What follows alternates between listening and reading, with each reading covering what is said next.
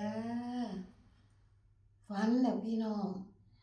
งวดนี้ออกคักๆออกคักๆพี่น้องไปทำบุญปู่ท่องวัดปู่ท่องโตเนาะปู่ว่าเฮ็ดน้ำตกให้แหน่ยังงบอยู่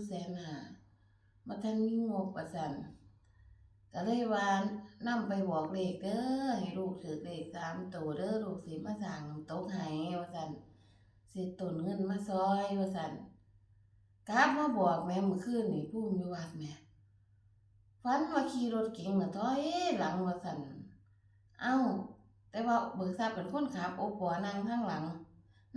บัดโอปอก็เป็นคนขับมันน่ะถอยหลังบัดนี้มันบ่เดินหน้า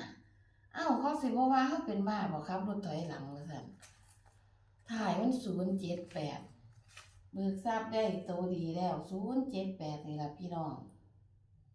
ถอยหลังอยู่เบิดคืนถอยบอกไว้เด้2 โต